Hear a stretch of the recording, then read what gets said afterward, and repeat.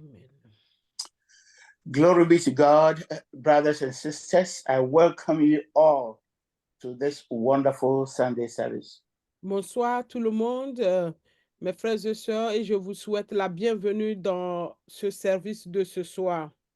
For several weeks now, we've been treating the topic of deliverance. Et ça fait déjà plusieurs semaines que nous sommes en train de parler sur la délivrance. And we began by saying that the Bible says that we cannot participate in the divine nature until we are delivered from the corruption that is in the world because of evil desires. Et nous avons dit que nous ne pouvons pas participer à la nature divine, la nature divine du Seigneur jusqu'au moment où nous sommes débarrassés de la corruption qui est dans ce monde. And we said that the basis of corruption is evil desire. Et nous avons dit que la base de la corruption, c'est les désirs diaboliques.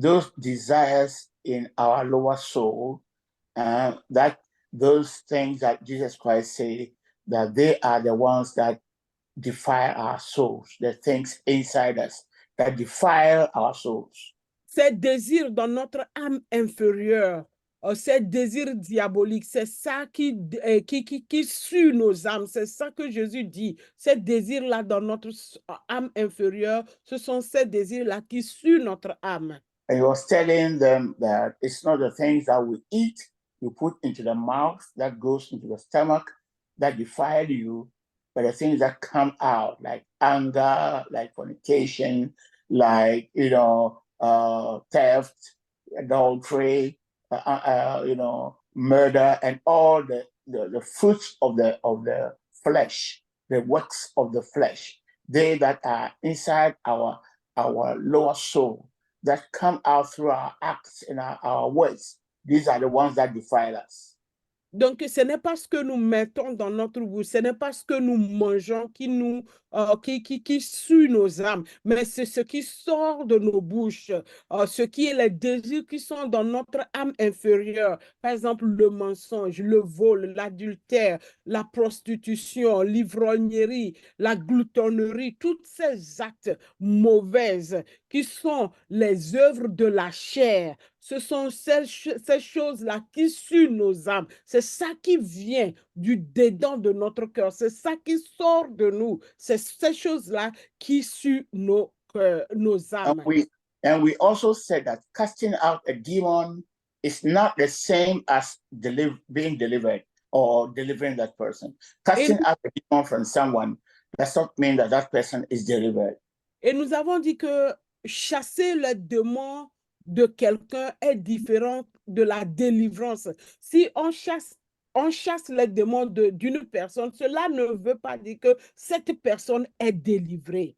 And we said this ignorance, the ignorance about true deliverance is the reason that we have people who all their lives have moved from one prayer camp to another, one prophet to another, one church to another, and they've prayed for them. They've fallen down many times, hundreds of times, but never got delivered. Et c'est cette ignorance du concept de la délivrance que nous manquons, qui fait que les gens partent d'un camp de prière à un autre camp de prière, d'un prophète à un autre prophète, d'un homme de Dieu à un homme de Dieu. On leur fait la délivrance et ils ne sont jamais délivrés. Ils sont toujours les mêmes. On prie pour eux, ils tombent, ils se relèvent, ils vont, ils reviennent, la même chose. The desire, the evil desire that is in you, that attracted Satan, that attracted a demon to come and take control of your life. If that desire still remains there, there is no way you're going to be delivered from a demon. Even if you cast him out, you come back with 7 stronger demons. Ce désir satanique qui est en toi, disons que ce témoin qui est en toi, qui attire les démons, ce témoin qui est les désirs sataniques qui sont en toi, qui attirent les démons. Si ce désir-là, les désirs de la chair, Ces désirs de la chair-là qui attirent les démons, si ces désirs-là ne sont pas enlevés, si ces désirs-là ne sont pas exterminés, on peut chasser les démons 1001 fois de toi. Ces démons-là, ils vont partir et ils vont revenir parce que ce qui les attire, ce qui les amène est toujours là. Ils vont partir et revenir avec cet démon plus méchant pour pouvoir te posséder encore. All right. So what we've been saying is that, like the Bible says, we have to be delivered from the corruption that is in the world due to evil desires. We have to be set free from evil desires. Et la Bible dit que nous devons être délivrés de la corruption qui est dans le monde. C'est les désirs de l'ennemi, du diable, les désirs diaboliques. C'est ça, nous devons être délivrés de ces désirs-là. And during our study, especially in the home cells, an interesting question came as to whether, what about the children that are being possessed who have no evil desires? Et dans nos cellules de maison, il y a une question qui est venue très intéressante. Et on dit que, qu'en est-il des enfants qui sont possédés, mais qui n'ont pas des désirs diaboliques, des désirs sataniques, mais ces enfants-là sont possédés. Qu'en est-il de ces enfants? So today I'm going to address that question. Can an innocent child, be possessed by a demon? Et aujourd'hui, je veux répondre à cette question. Et la question ou le titre, c'est qu'un enfant innocent peut être possédé par un démon. Un enfant innocent peut-il être possédé par un démon? C'est une question. In many societies in the world, sometimes when we think about certain things, we think they are limited to what we call third world countries, but they existed in many parts of the world, and they still exist in all societies of the world. We have circumstances where children were accused of being possessed by demons or being witches, and were submitted to atrocious actions, atrocious punishments. Et dans beaucoup de sociétés, et parfois certaines choses, nous les attribuons seulement aux pays du tiers-monde. On pense que c'est dans les pays du tiers-monde seulement que ça se fait, mais actuellement, ça se fait dans plusieurs sociétés. Donc, nombreuses des sociétés dans le monde et il est courant d'entendre les gens traiter de certains enfants d'être sorciers et on fait traverser ces enfants-là par des étapes tellement atroces de leur vie pour qu'ils puissent avouer. We all know the story of Joan of Arc, Jeanne d'Arc, Joan of Arc, who has been made a saint today. A young girl, 17-year-old, 17, 18-year-old. She was burned to death because the Catholic Church declared that she was a witch. Et si nous connaissons un peu l'histoire, on n'a pas entendu parler Jeanne d'Arc. L'Église catholique, aujourd'hui, cette femme-là a été canonisée sainte. Not today. Historically, Historiquement, long ago. Historiquement, ils l'ont déclarée sainte. Cette Jeanne d'Arc-là, à un moment donné, on l'avait considérée, c'était une fille de 18 ans, qu'on avait dit qu'elle était sorcière et ils sont allés jusqu'à la brûler. And I remember when I was doing missionary work in Togo, there was a place called, what's the name? The place in the north where they send the witches, Agombia or something. In the Togolese, you don't remember? A place in the north where they used to send the witches, women and the witches. So when I was doing missionary work in Togo, they said Agangombia or something like that, where the people were isolated. People were isolated, the women and children, especially women and children, and also old men, because they said they were witches. Et Quand je faisais la mission au Togo, il y a une place au nord où on envoyait, disent qu'ils envoyaient les sorcières, surtout les femmes et les enfants, et ils sont isolés parce on prétendait qu'ils étaient des sorciers et des sorcières. In the northern part of Ghana also, there's a place where they used to send people like that. Today, the government has done everything to disband those things. But they used to have to isolate them, excommunicate them, let them live apart because they were declared to be witches. Et il y a aussi une partie comme ça dans le nord du Ghana où aujourd'hui, le gouvernement est en train de démanteler ces camps-là. Ils ont tout fait pour abandonner ces choses-là. On les mettait là-bas parce on leur disait qu'ils sont des sorciers et des sorcières. Ici, dans le Massachusetts, il y a aussi Salem. Entre-temps, on disait qu'on mettait les sorcières dans le Salem, Massachusetts aussi. Yeah, so it's in every society, not only in Africa or India or Asia.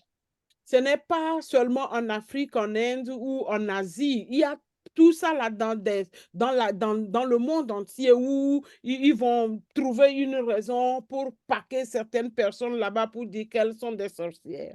But particularly in Africa, children are still being accused of witchcraft, and many times you will not even know they are being subjected to horrifying, ordeals in their homes by their own parents or by their guardians.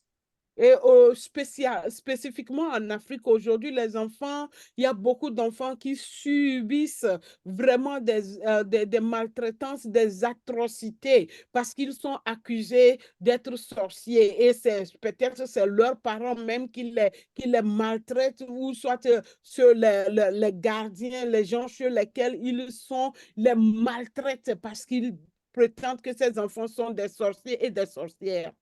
So the whole question is, can a child be possessed by a demon? Et la question est de savoir, est-ce qu'un enfant peut être possédé par des démons? The first thing is we need to define a child. Who is a child? Il y a quelque chose que nous devons faire premièrement. On doit définir le mot enfant. C'est quoi un enfant? A child is one who, by virtue of his age, is not able to make decisions for themselves, because they don't have understanding. So somebody in a fiduciary relationship has to make decisions for them on their behalf.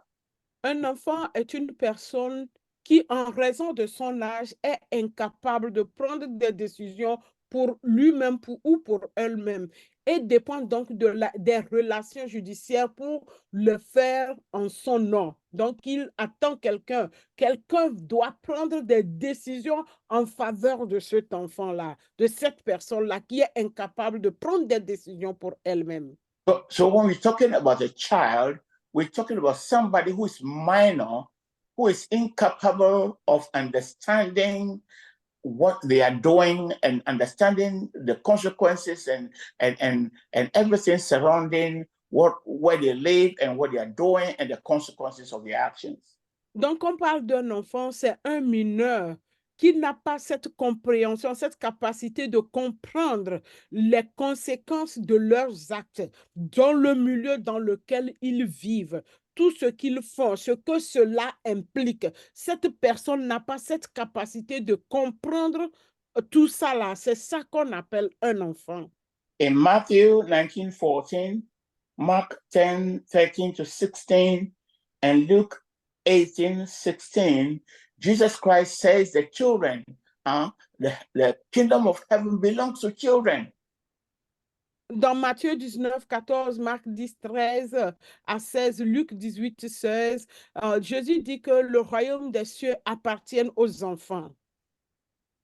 Because they are innocent. Parce qu'ils sont innocents.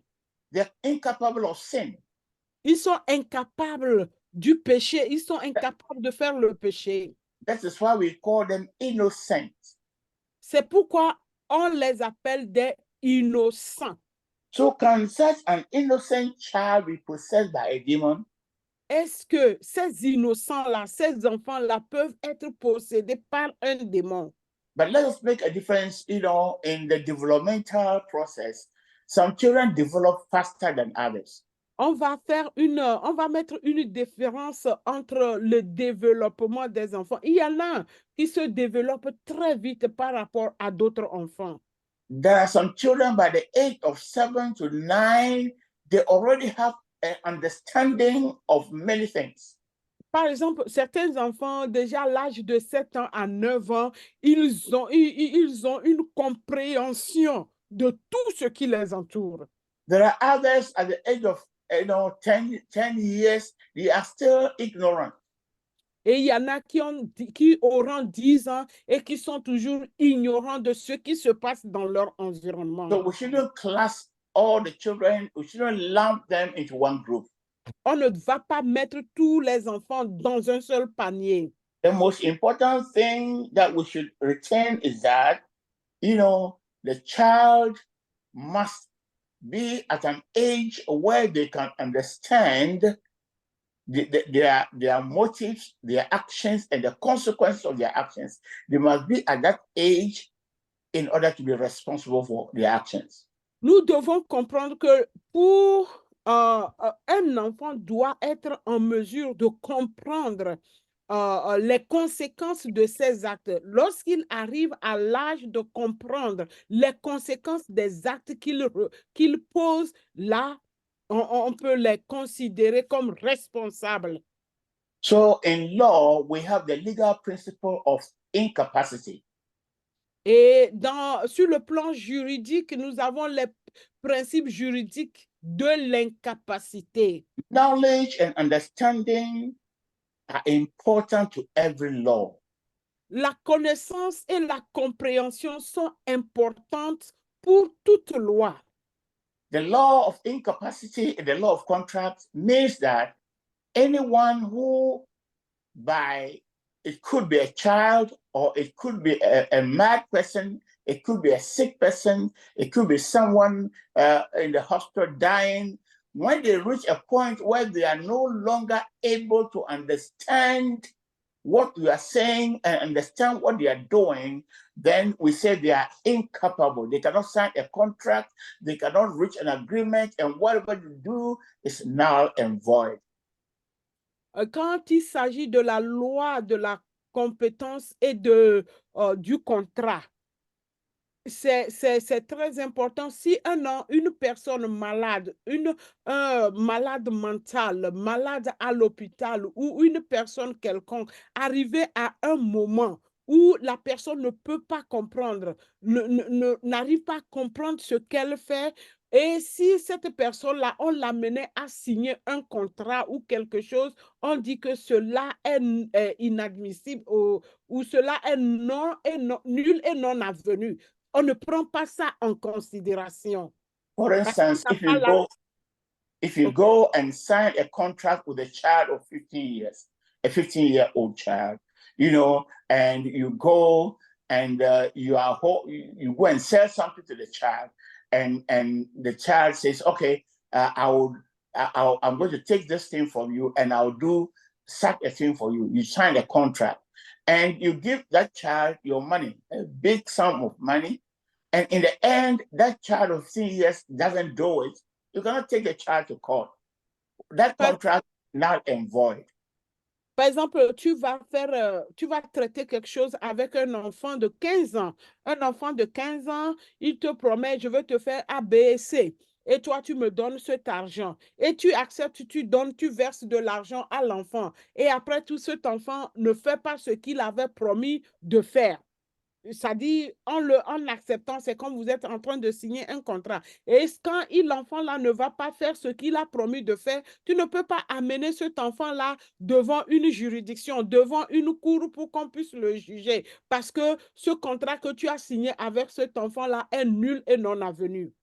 And that's why in laws in many nations, if you, a man, a grown-up man, you go to bed with a child that is below 17 years, 18 or 17, in some cases 18, in other cases 17. If you go to bed with that child, whether that girl agreed or not, we consider it as rape, because that child who is less than 18 years is incapable of understanding the consequences of their acts. So whatever agreement that existed between two of you in law, we call it that it was void ab initio.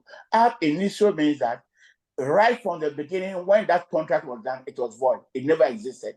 C'est pourquoi dans la plupart des lois, c'est 17 ou 18 ans. Toi, un grand garçon, un grand monsieur, tu vas coucher avec une fille de 17 ou 18 ans. Ça dépend. No, 18 years, from 18 years, they are Je crois que l'âge, c'est si l'enfant n'a pas 18 ans et vous allez coucher avec cet enfant, que ça soit consentant ou non consentant.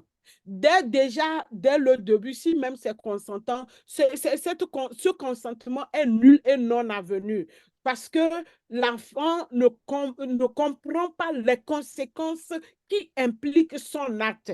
Donc, c'est déjà nul, même s'il y a un consentement.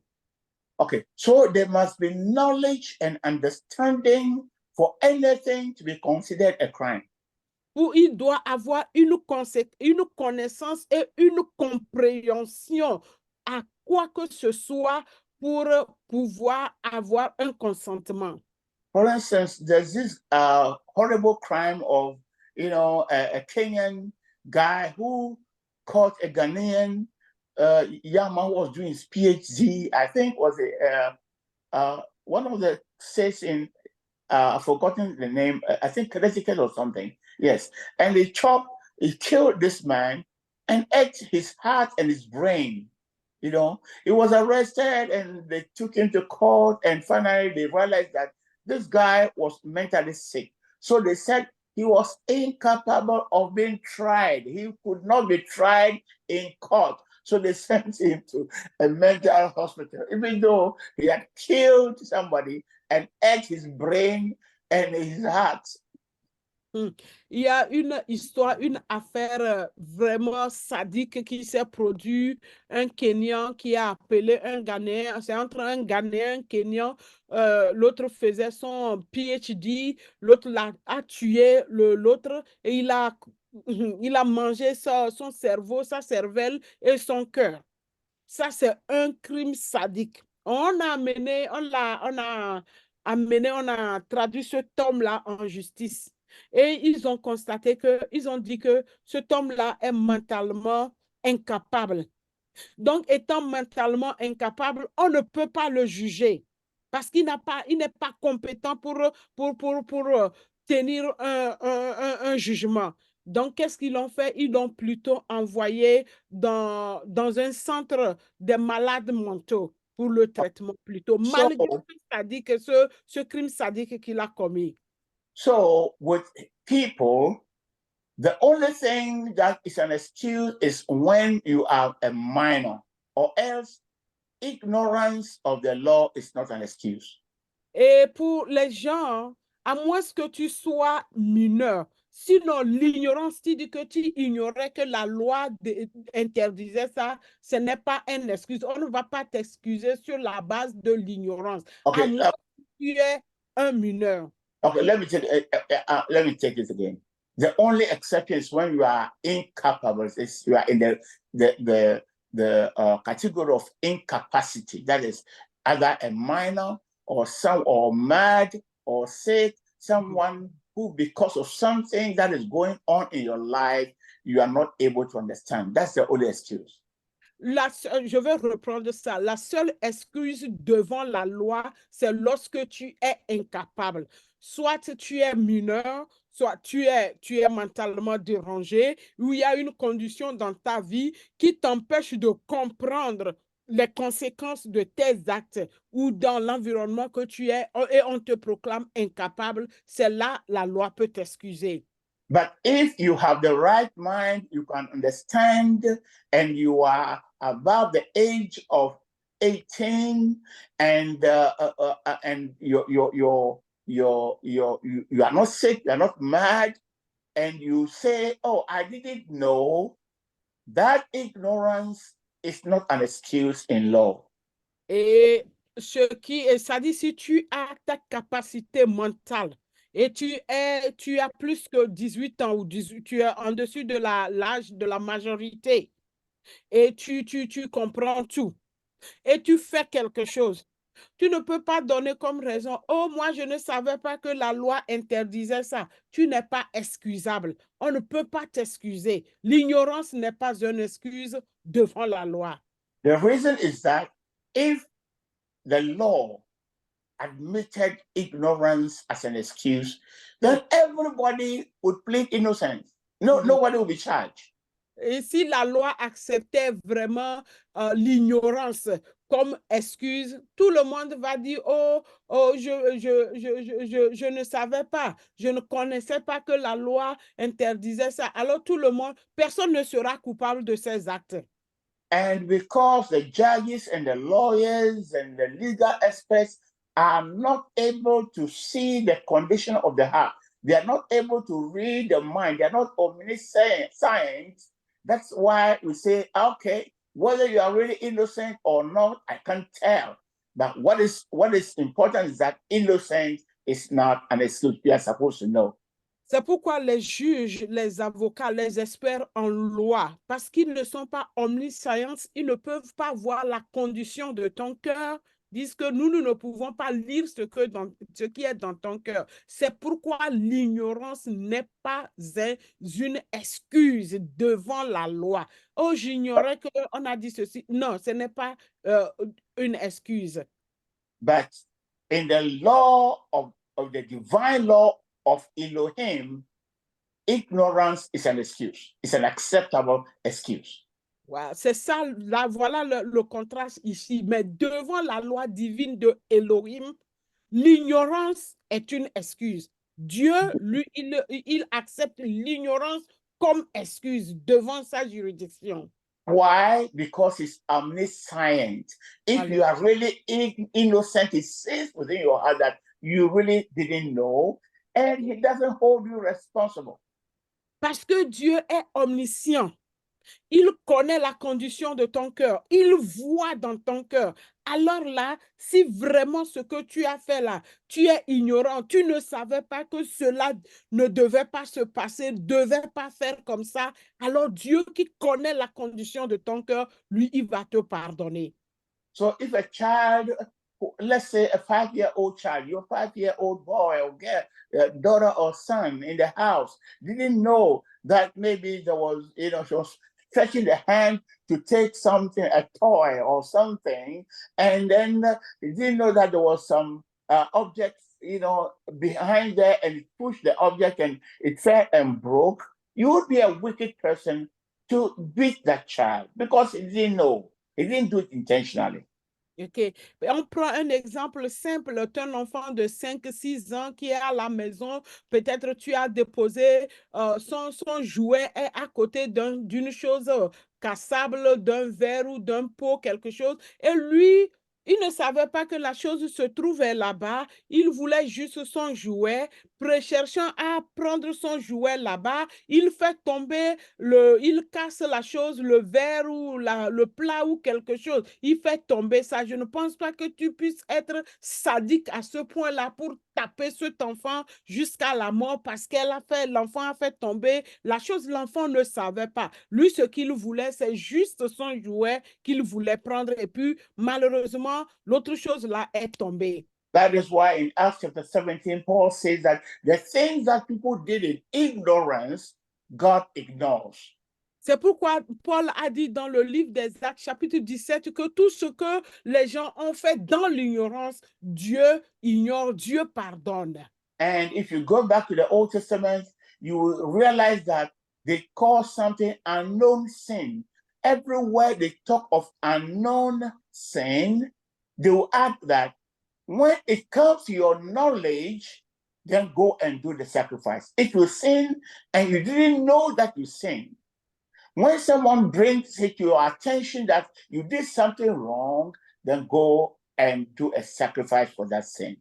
Et ils font référence de ça dans l'Ancien Testament. Ils appellent ça les péchés inconnus. quand c'est inconnu, c'est pas d'un problème. Mais si quelqu'un vient à ramener ça à ta connaissance, que oh, ceci-là que tu avais fait, et là, il a ramené ça à ta connaissance. Donc, il te demande d'aller faire des sacrifices pour ce péché qui était une fois inconnu. Et voilà maintenant, on vient te rappeler ça, on vient te faire savoir que c'est un péché. C'était un péché inconnu. Maintenant, il devient connu. Today, a lot of people, you go to many churches and they say, confess your known and unknown sins. This is just a farce. The Lord is not asking you to confess any unknown sin. If you don't know it, it's not a sin. Et aujourd'hui, c'est ce qui se passe quand on dit de prier, quelqu'un qui va diriger des prières, on dit prions. Maintenant, il va dire, oh, confessez vos péchés connus et inconnus. C'est-à-dire, c'est des paroles, c'est des choses qu'on dit sans même comprendre pourquoi on les dit. Si un péché est inconnu, c'est qu'il est inconnu. Tu n'as pas besoin de confesser ça. Tu confesses quoi? Qu'est-ce que tu as fait? If it's not known, then it's not a sin. Si c'est inconnu, alors là, ce n'est plus un péché pour toi. That is the law of God. Ça, c'est la loi de Dieu. God is a righteous God. Dieu est un Dieu juste.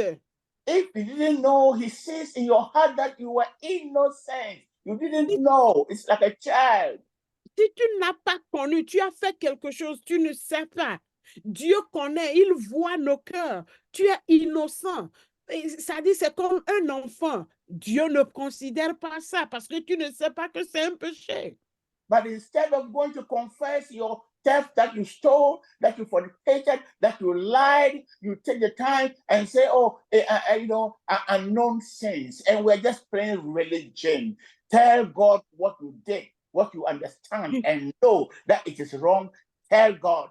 Au lieu d'aller devant Dieu, tu dis, oh, mes péchés inconnus, mais tu sais que tu as volé, tu sais que tu as triché, tu sais que tu as insulté quelqu'un, tu as fait l'adultère. Au lieu de dire, Seigneur, je suis allé coucher avec la femme de quelqu'un, j'ai pris l'argent qui ne m'appartient pas. Tu es là en train de faire la religion, mes péchés inconnus. Quels sont tes péchés que tu as commis, que tu sais? C'est ça qu'on te demande de dire. So in the Old Testament, anytime Israel was renewing their contract before Yahuwah, they did it with people who could understand. Et une fois que dans l'Ancien Testament, lorsque le peuple d'Israël, le peuple juif renouvelait leur contrat avec le Seigneur, ils amenaient seulement les gens qui sont en capacité de comprendre.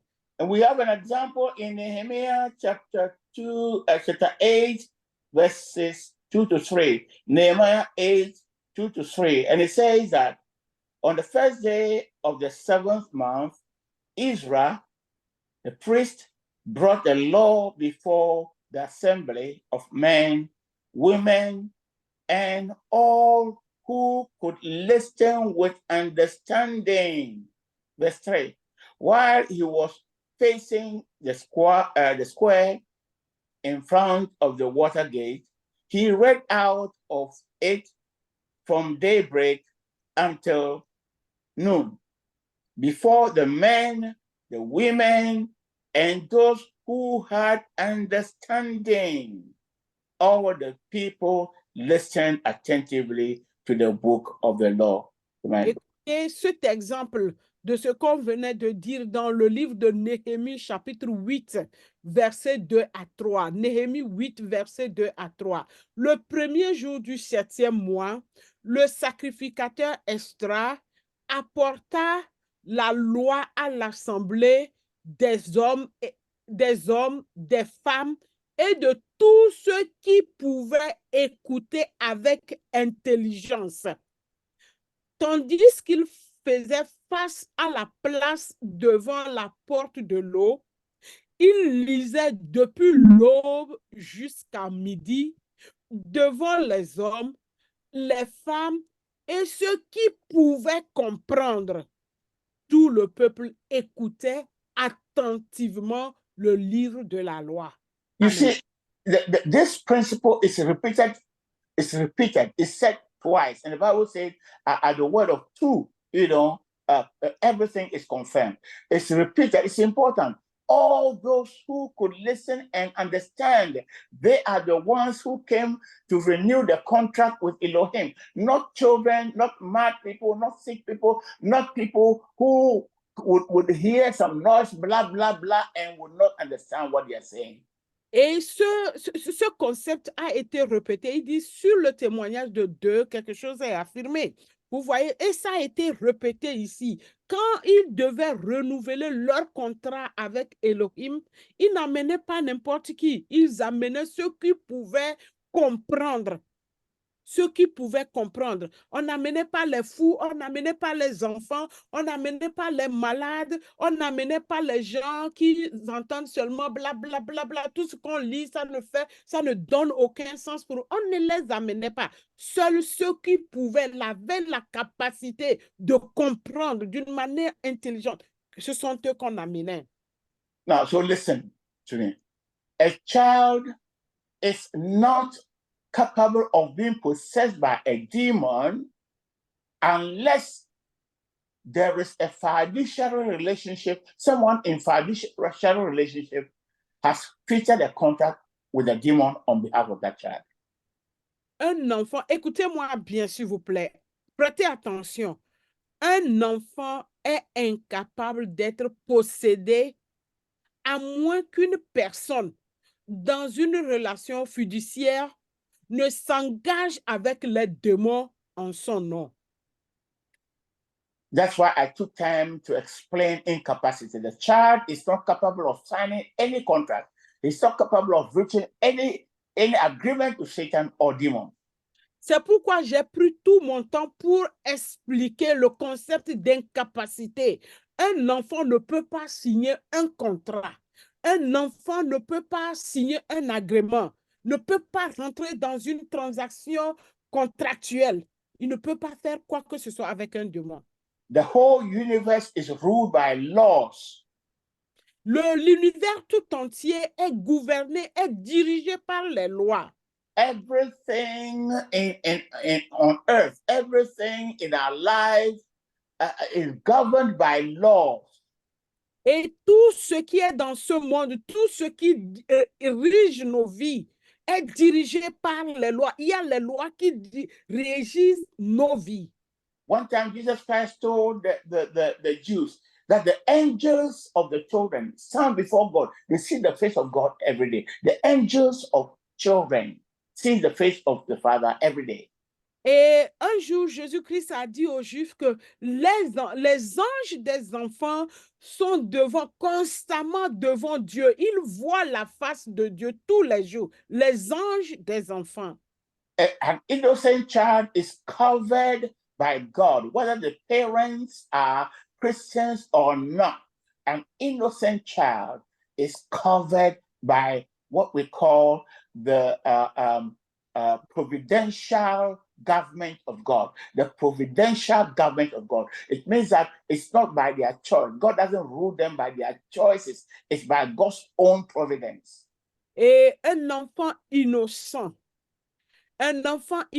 est toujours protégé, gardé par le gouvernement providentiel de Dieu. Un enfant innocent est toujours sous la gouvernance, sous la protection. C'est que ce n'est pas que ses parents soient chrétiens ou non pas chrétiens que Dieu le garde. Non, parce que c'est un enfant, il est innocent et c'est son devoir en tant que Dieu de les protéger. That is why I'm saying that unless somebody in a fiduciary relationship, somebody who has authority of the child, makes a contract on behalf of that child, because anyone who is in charge, legally in charge of the child, is allowed, is able to make a contract on behalf of that child. C'est pourquoi je dis, à moins qu'une personne dans une relation fiduciaire ne s'engage avec les démons au nom de cet enfant. Parce que si je suis légalement responsable d'un enfant, je peux signer un contrat au nom de cet enfant. Si je suis responsable légalement d'un enfant, je peux faire ce que je veux pour cet enfant. Donc, so parents can the contract that the parents have with a demon, for instance, they can initiate their children into it. Et par exemple, si on prend l'exemple des parents, si les parents rentrent en contrat, ils signent des contrats avec des démons, ils peuvent introduire, ils peuvent initier leurs enfants sur lesquels ils ont l'autorité, ils peuvent initier ces enfants dans ce contrat-là qu'ils ont signé avec les démons. And that can be very early in age. It can even be right from the birth. The parents will do initiations that will put that child into direct relationship with a spirit, a deity. The parents have that authority to do it.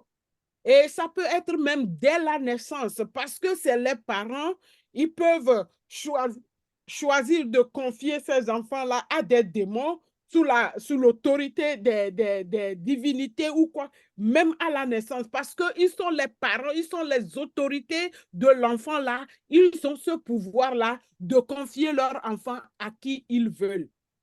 So such a child, yes, can be possessed. Such a child can be possessed because his authority, the one who's in a fiducial relationship, has given permission to demons, to a deity, to a spirit to possess that child. Oui, un tel enfant peut être possédé parce que celui qui a cette relation fiduciaire sur cet enfant a confié l'enfant-là à la charge ou sous la direction d'un démon ou d'une divinité. Oui, cet enfant doit ou peut cet enfant est possédé, peut être possédé à cause de ses parents. So such a child who doesn't know anything, who has been sold out to Satan by the parents, what about if that child dies? Where would the soul go to?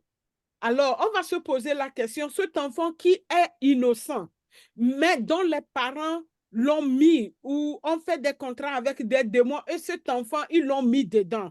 Si cet enfant venait à mourir, cet enfant innocent, où va aller son âme? That child stays innocent. That child is still innocent before God.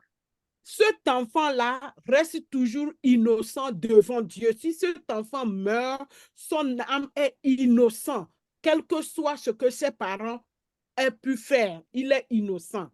In Deuteronomy chapter 18, verse 10, Deuteronomy 18:10, this is what Elohim says: there shall not be found among you anyone who makes his son or his daughter pass through fire, or one who practices witchcraft, or a soothsayer, or one who interprets omens, or a sorcerer. Amen. Nous lisons Deutéronomie chapitre 18, verset 10. Deutéronomie 18, 10.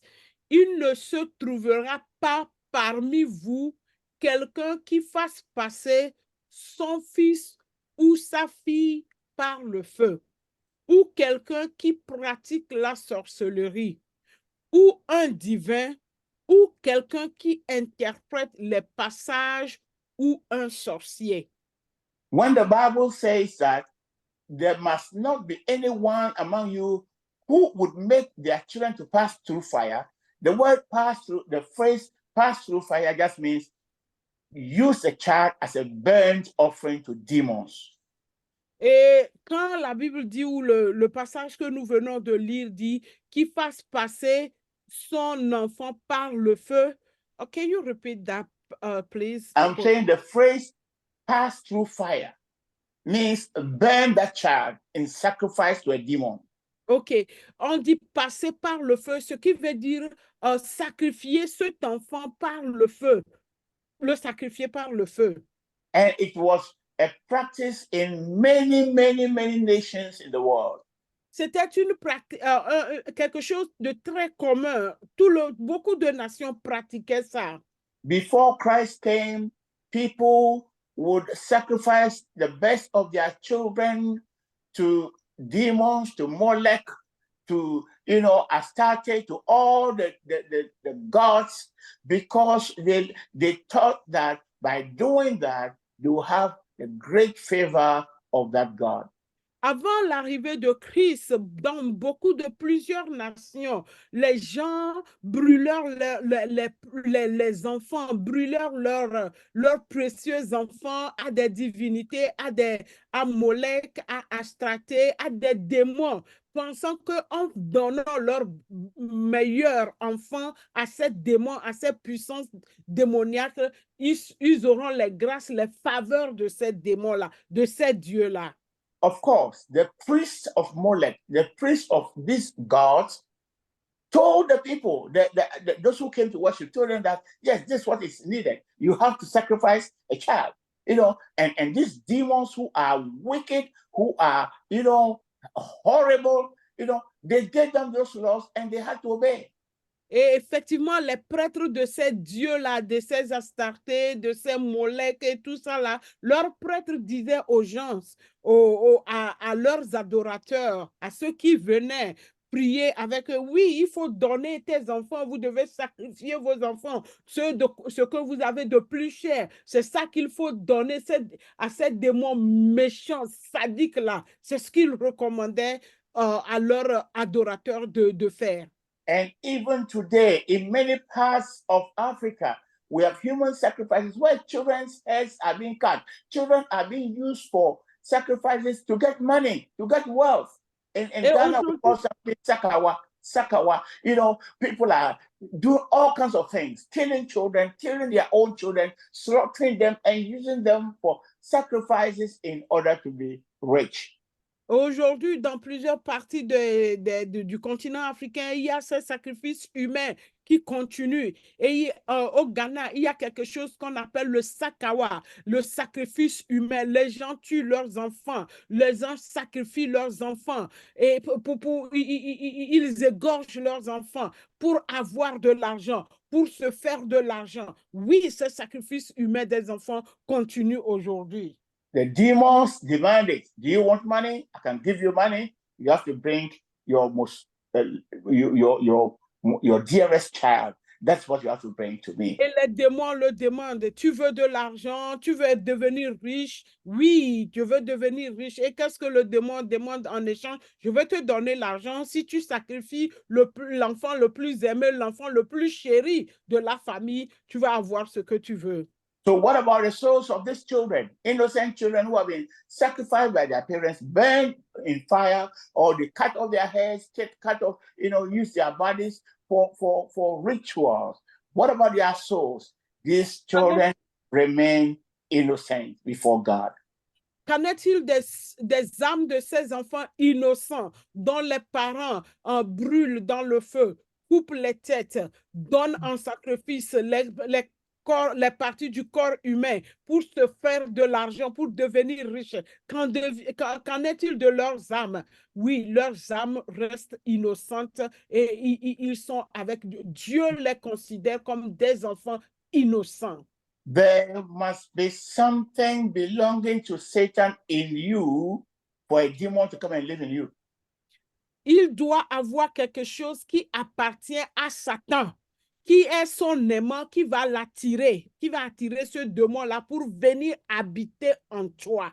There must be an evil desire in you that will attract Satan, demons, to come and live in you. Il doit avoir un désir diabolique, les désirs sataniques en toi qui deviennent cette attraction, ce témoin-là qui va attirer le démon de venir habiter en toi. Okay, if you say désir satanique, diabolique, people may not get it well. Just an evil desire. For instance, desiring to sleep with somebody's wife. Les désirs charnels, les désirs sataniques, le désir de se coucher ou d'aller voler ou de mentir. Quand tu as ce désir-là dans ton cœur, c'est ça qui va attirer ce démon-là de venir habiter en toi. So the Bible calls them evil desires. They are evil. Et le diable les appelle les désirs de diable. Evil, mauvais désir. Okay, so from satanic, les mauvais désirs. C'est ça que la Bible appelle les mauvais désirs. Quand tu as ces mauvais désirs, c'est ça qui attire ces démons-là de venir habiter en toi. You are angry with somebody and you want to retaliate. The Bible says forgive. You don't want to forgive. You want to retaliate. It's an evil desire. You are desiring to retaliate. Tu es mécontent, tu as la colère envers quelqu'un à cause de quelque chose. La Bible dit de pardonner. Mais comme tu as ce mauvais désir de revanche, le diable va venir prendre contrôle. Well, easily, a demon of violence can easily take hold of you and come and live in you. Ou facilement l'esprit de violence va venir prendre contrôle. In John 14:30, Jesus Christ says, the prince of this world, the ruler of this world is coming, but he has nothing in me. Dans Jean 14:13, il dit, le prince de ce monde vient, mais il n'a rien en moi. John 14:30. Pardon, Jean 14, verset 30 plutôt. 14, verset 30. Jesus says, the prince of this world is coming, but he has nothing in me. Il dit, le prince de ce monde arrive, mais il n'a rien en moi. If Satan has something in you, it doesn't matter what you do, he can control you.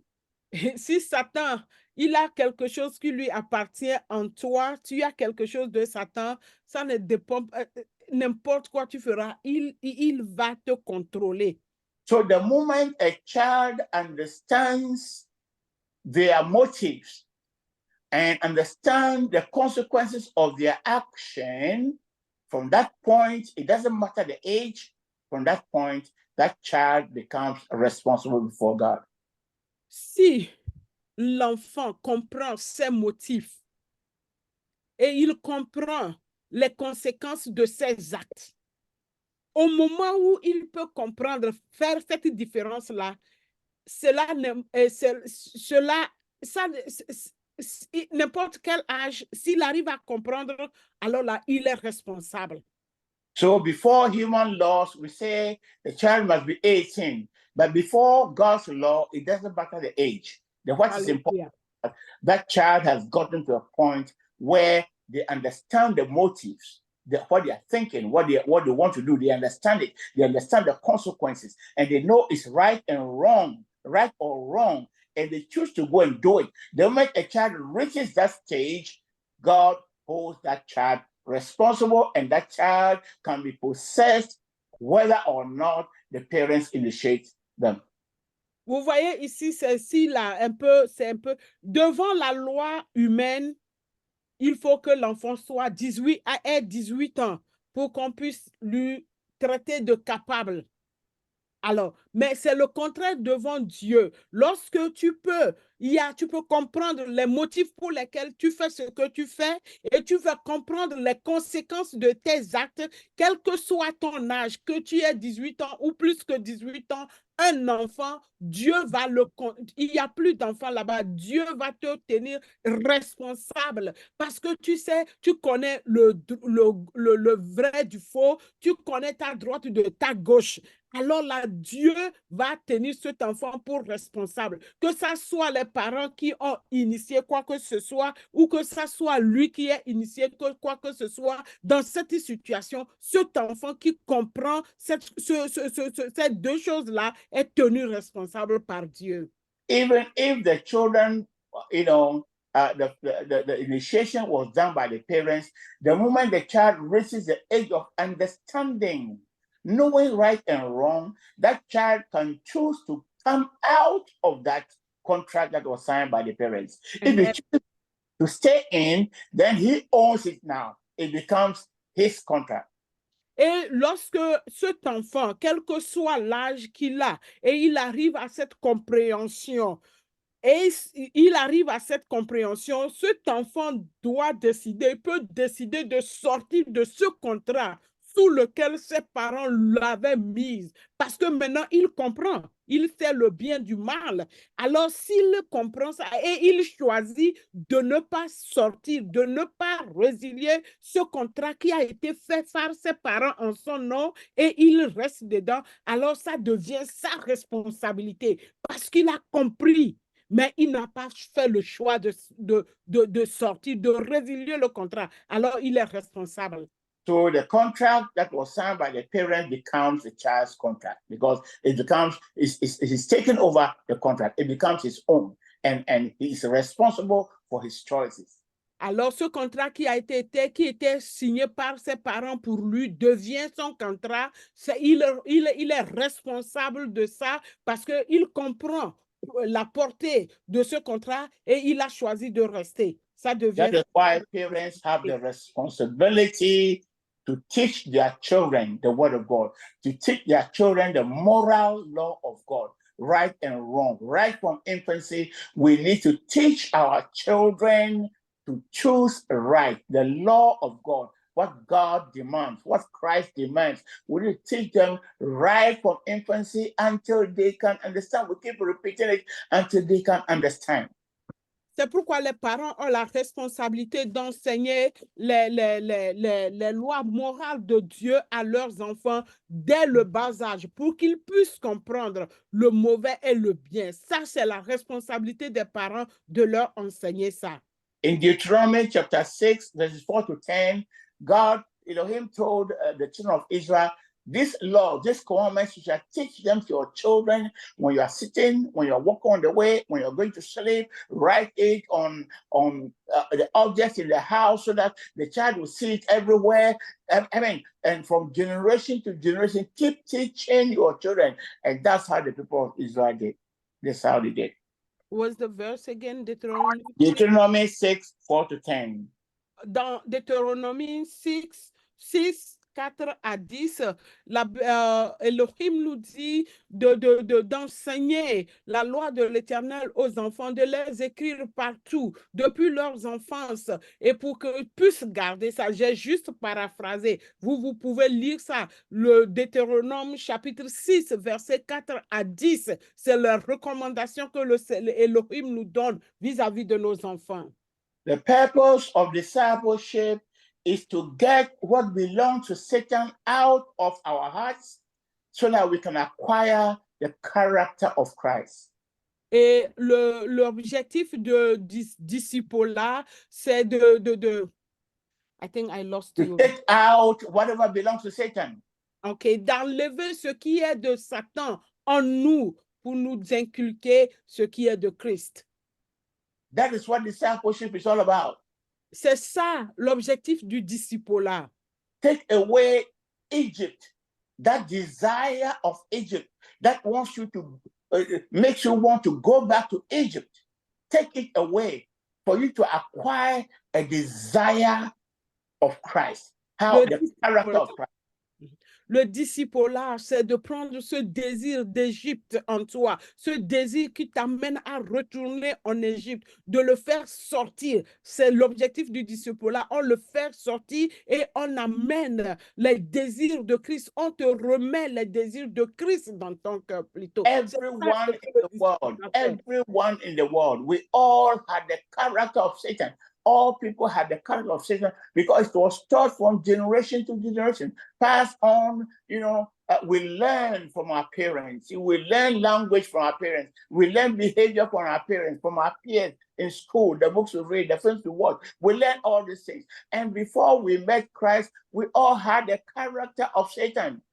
Tout le monde dans ce monde avait le caractère de Satan parce que on nous l'a passé de génération en génération. Nous avons appris ça dans nos familles, dans nos cultures, dans notre environnement, à l'école, les histoires que nous lisons, les films que nous regardons. Tout est saturé du caractère de Satan. Donc chacun a ça dans sa vie, d'une manière ou d'une autre.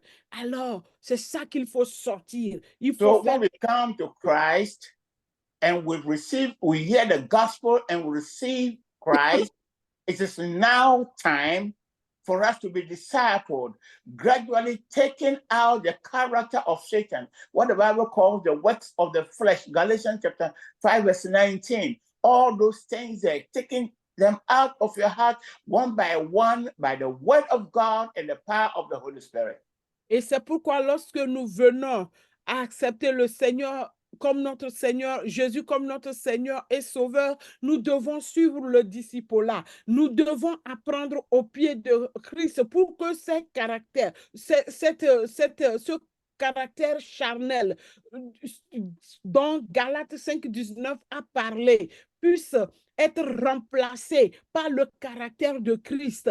Il faut que tu reçoives les enseignements de Jésus-Christ.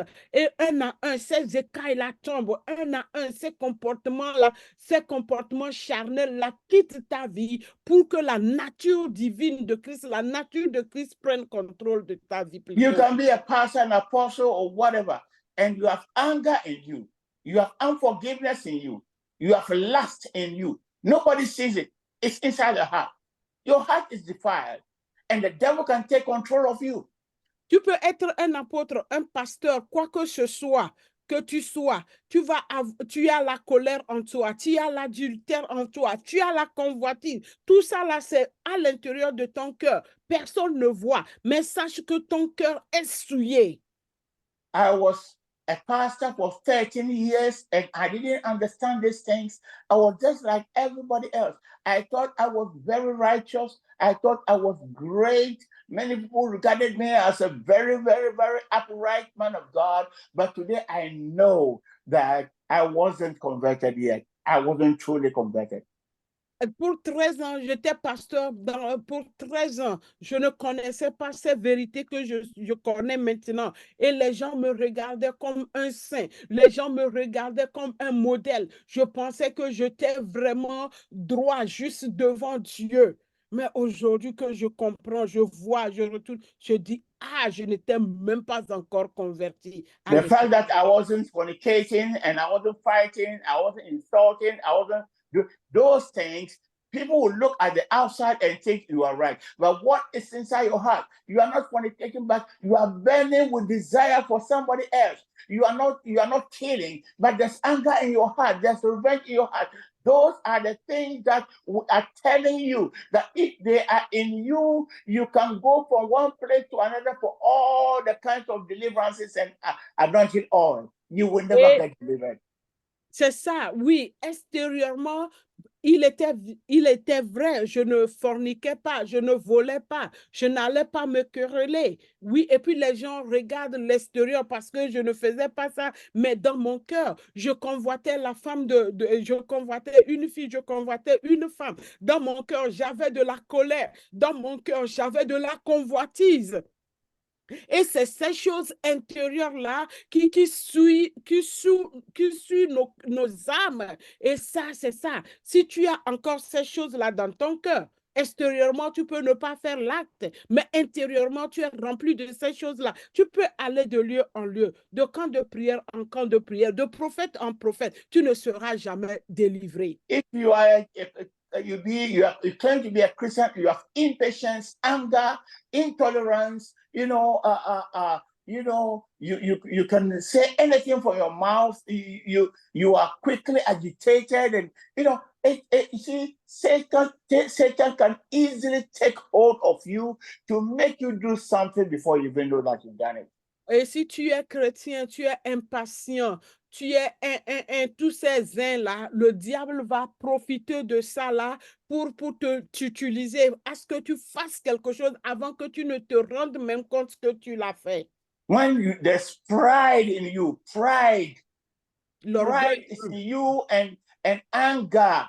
When these things are there, Satan can easily take hold of you without you knowing that, he's in control of your life. Quand tu as la colère, tu as l'orgueil en toi, tu peux te mettre en colère rapidement. C'est toi, ce qu'on peut voir partout, c'est toi, orgueil, hautain. Le diable va t'utiliser rapidement sans que tu ne t'en rendes compte. The problem is that people have replaced discipleship with objects, physical objects, anointing oil, and all the things that we used to apply to the exterior, to the body, but which have no power to remove the evil desire from your soul. Et les gens ont remplacé le disciple-là avec les objets, des rituels, les choses que nous pouvons appliquer sur le corps physique qui n'ont aucun pouvoir pour enlever les désirs charnels, le désir le désir de la chair qui sue notre âme et qui attire le diable. Ces choses, ces objets physiques n'ont aucun pouvoir pour nous délivrer, pour nous sauver de la main de ces choses-là. You are applying anointing oil in your body, but there's anger in your soul. Tu appliques l'huile bénie sur ton corps, c'est sur ton corps, mais il y a la colère dans ton cœur. You are, putting some red drink, in your water, and bathing it like the blood of Jesus Christ. But there's lust in your soul.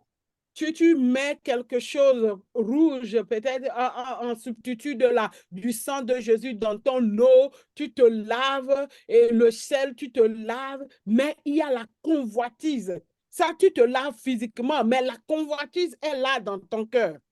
My friend, understand that whatever you put on your body or whatever you put in your mouth cannot affect your soul. It cannot take away the character of Satan in you. Mes frères et sœurs, comprenez que tout ce que vous mettez sur votre corps, tout ce que vous mettez dans votre bouche qui rentre dans votre estomac ne peut pas affecter votre âme, là où se trouve le caractère de Satan. Ça n'a rien à faire avec ça. As long as that element is in you, that thing belonging to Satan, the works of the flesh, anger,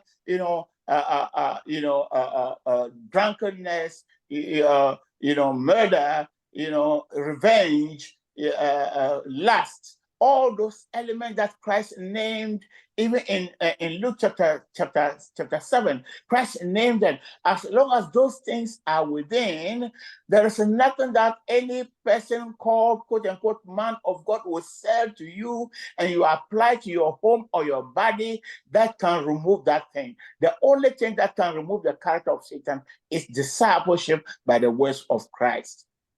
Au moment où ces choses que le Seigneur Jésus-Christ a énumérées dans Luc chapitre 7 et dans d'autres versets, la colère, l'adultère, la convoitise, l'ignominie, toutes ces choses charnelles, tant que ces choses-là sont dans ton cœur, tant que tu les habites, c'est-à-dire ils t'habitent, quel que soit ce que cet homme nommé puissamment oint de Dieu, cet homme grandement oint de Dieu, il peut te donner tout. Tu peux venir mettre dans ta maison, passer sur ton corps, avaler. Toutes ces choses-là n'auront aucun effet du caractère de Satan qui habite dans ton cœur, à moins que ça soit le disciple-là et la parole de Dieu qui puisse enlever ces choses-là. So, beloved, they are deceiving you. Mes frères et sœurs, ils sont en train de vous tromper. They are making merchandise of you, selling you a lot of goods that do not affect your character. Ils sont en train de faire de vous leur marchand. C'est-à-dire, ils vous vendent des choses pour s'enrichir, mais ces choses ne peuvent rien faire à votre âme. Ça ne fait rien. Ça n'a aucun effet. That is all that I've been doing, laboring in the word of God, teaching you the word of God, discipling you with the words of Christ, so that Satan's character, that thing that belongs to Satan in you, will be taken out, so that the works of God, the character of Christ will fill your heart. C'est pourquoi je travaille toujours. Je vous enseigne la parole de Christ pour que cette parole-là puisse naître, grandir en vous. Cette parole qui peut enlever ce caractère de Satan dans vos cœurs puisse vraiment faire son travail. C'est ce que je fais nuit et jour. Some will say, why is Apostle Mark never preaches blessings? All the time is hard. Why? Why doesn't he preach, soft messages that will make us laugh? Oh, blessings and prosperity. Sometimes you should bring those things. Some people say that. Oh, no. The most important thing for me is to get Christ in you. Amen. Parfois, quelques-uns disent, mais pourquoi l'apôtre Marc, lui, c'est des messages durs qu'il nous prêche toujours. Il ne prêche même pas que Dieu te bénisse. Tu seras la tête, non, tu ne seras pas la queue. Tu vas réussir, tu vas prospérer. Lui, toujours, quand il vient là, c'est Christ. Il nous bombarde avec... Oui, mon désir, c'est que Christ soit formé en nous. Christ qui enlève ce désir charnel-là. Je veux qu'il soit formé en nous. C'est ce que je fais. The Bible says that the word of God is a double-edged sword in Hebrews chapter 4, verse 12. Dans Hébreux 4, verset 12, il dit que la parole de Dieu est une épée à double tranchant. In Jeremiah chapter 23, verse 29, the Bible says the word of God is a hammer and it's also fire. Et dans Jérémie 23, 29, il dit que la parole de Dieu est un marteau et un feu. Let us allow the sword and the hammer and the fire to take out everything that belongs to Satan from our souls. Permettons à cette épée à double tranchant, à ce marteau et à ce feu-là de consumer, de briser, de détruire tout ce qui est de Satan dans notre cœur. Il faut qu'on le permette à ce qu'il enlève tout ça là. And when all these things that belong to Satan are out of you, the taste of Egypt is gone out of you, the lust of the world is gone out of you, and Christ fills your heart, my beloved, you don't fear Satan, you don't fear demons, you don't fear witches. Amen. Lorsque vous permettez que la parole, l'épée de la parole, le marteau, le feu, enlève tout ceci, le désir de l'Égypte, le désir charnel, le désir de la flèche, il enlève tout ça là et Christ prend place dans vos cœurs. Vous n'aurez plus peur des sorciers, des charlatans ou des démons qui sont là en train de rôder. Vous n'aurez plus peur de ces gens-là. And the Christ in you promises that I will provide all your needs. Alléluia. Et Christ qui est formé en toi, qui est en toi là, il a promis qu'il va pourvoir à tous tes besoins. He says, my peace I give to you. Il dit, ma paix, je te la donne. Even though there are tribulations in the world, you will have the peace of God. Alléluia. Malgré les tribulations, malgré les difficultés dans le monde, tu auras la paix de Christ en toi. Look at all that is happening in the world today. Do you still trust the things of the world? Buildings and cars, within the twinkle of an eye, they are gone. Regarde, est-ce que tout ce qui se passe dans ce monde, tu as toujours confiance en ce système, en tout ce qui est dans le monde, nos bâtiments, nos voitures et tout ça là. En un clin d'œil, tout est écrasé. The Bible says, Christ in you is the hope of glory. La Bible dit que Christ en toi, l'espérance de la gloire. I pray that the Lord will help you to understand that, an innocent person, a child cannot be possessed. Someone who hasn't got anything belonging to Satan in you, you can't be possessed. Et je veux que tu comprennes qu'un enfant innocent ne peut pas être possédé. Et si tu n'as rien qui appartient à Satan dans ta vie, il ne peut pas venir loger chez toi. May the Lord bless and keep you. Que le Seigneur vous protège et qu'il vous bénisse. I'll see you the next time. On va se retrouver la prochaine fois. God bless you. Que le Seigneur vous bénisse. Amen.